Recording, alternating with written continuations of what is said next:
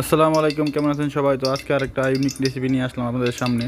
তো সবাই দেখতে থাকেন, পাশে থাকেন, আর আমার চ্যানেলটা অবশ্যই সাবস্ক্রাইব করবেন। তো আজকে হচ্ছে সরিষা ইলিশের রেসিপিটা নিয়ে আসলাম। তো দেখতে থাকেন। প্রথমে দিয়ে দিচ্ছি তেল দেওয়ার পর হচ্ছে দিয়ে দেবো পেঁয়াজ এবং মরিচ বাটা। দিয়ে দিলাম পেঁয়াজের ভিতরে, তেলের ভিতরে দিয়ে দিলাম।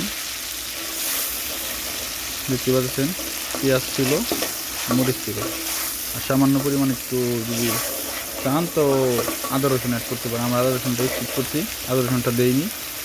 তো দেখতে পাচ্ছেন এটা হালকা ভুনবো। ভুনার পর হচ্ছে দিয়ে দেবো সরিষা বাটা। তো সরিষা ইলিশ যখন রাঁধতেছি তো সরিষা বাটা দিয়ে দিলাম সরিষা বাটা। দেওয়ার পর নাড়াচাড়া করতে হবে হালকা। দেখতে পাচ্ছেন কত সুন্দর একটা কালার আসছে। খেতে সুন্দর একটা কালার আসবে যখন ময় মশলা সব দিয়ে দেবো একসাথে। তো আর আমার চ্যানেলটা যারা দেখেন অবশ্যই সাবস্ক্রাইব করবেন, সাবস্ক্রাইব করে আমার পাশেই থাকবেন। আমার যারা আমার ভিউয়ার্স আছেন অবশ্যই কমেন্ট করে জানাবেন আপনাদের এলাকায় এই রান্নাটা কীভাবে করে। তো দিয়ে দিলাম। তো দিয়ে দেওয়ার পর হালকা একটু গ্রেভি টাইপের হবে, পানিটা শুকায় যাবে, এরকম তেল ছাড়বে, তখন হচ্ছে দিয়ে দিবা আলাদা মশলা, হলুদ মরিচ দিয়ে দিব তখন পরে। তো দেখতে পাচ্ছেন পানিটা করবো আর কি, পুরো শুকায় ফেলবো। শুকায় ফেলার পরে হচ্ছে দিয়ে দিব মশলাগুলো। তো দিয়ে দিলাম প্রথমে লবণ হালকা, আপনাদের পরিমাণ মতো লবণ দিয়ে দিবেন, যে যতটুকু পাকাবেন ওই পরিমাণে। তো দিয়ে দিলাম লবণ দিয়ে দেওয়ার পর দিয়ে দিব হচ্ছে মরিচের গুঁড়া দিয়ে দিলাম।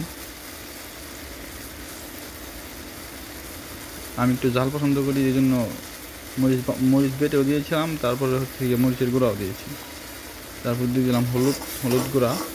দিয়ে দেওয়ার পর হচ্ছে গিয়ে লাড়াচাড়া করে সবটার সাথে মিশে যায় একদম। আর দেখতে পাচ্ছেন নিচ থেকে হয়ে আসছে, এই জন্য কালারটা একটু চেঞ্জ হয়ে আসছে সরিষার। একটু পাশে থাকেন আর দেখতে থাকেন আমার চ্যানেলটা, আর অবশ্যই সাবস্ক্রাইব করবেন আমার চ্যানেলটাকে।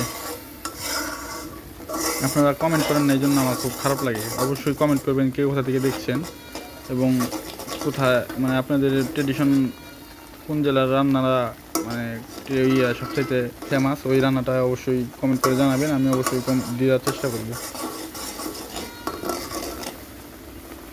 তো সুন্দর একটা কালার চলে আসছে, আর একটু সুন্দর কালার আসবে, একবারে উপরে তেল ছেড়ে দেবে, তখন হচ্ছে মাছ অ্যাড করবে। তো দেখতে পাচ্ছেন কত সুন্দর একটা কালার চলে আসছে, আর তেল ছেড়ে দিচ্ছে, উপরে তেল ভাসতেছে, তো এই আর দেখছেন কত সুন্দর কালার আসছে, চারি সাইডে লাগিয়ে গেছে একবারে।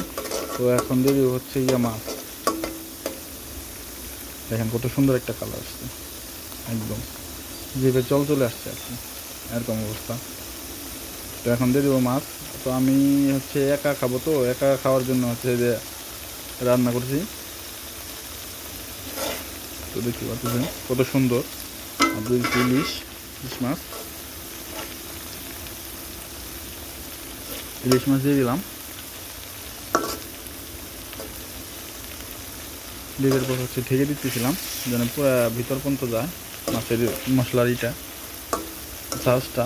সরিষা তো এমনিতেই ঝাঁজ, আপনারা জানেনই। কাদের সরিষা ইলিশ পছন্দ আমার মতো অবশ্যই কমেন্ট করে জানাবেন, কারা সরিষা ইলিশ লাভার।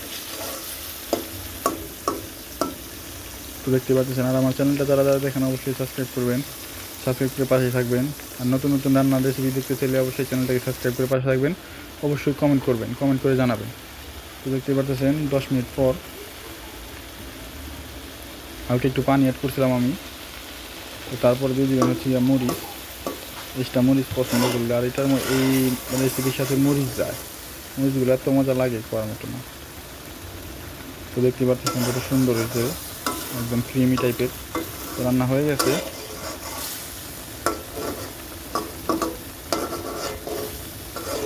দেখতে পাচ্ছেন কত সুন্দর কালার চলে আসছে।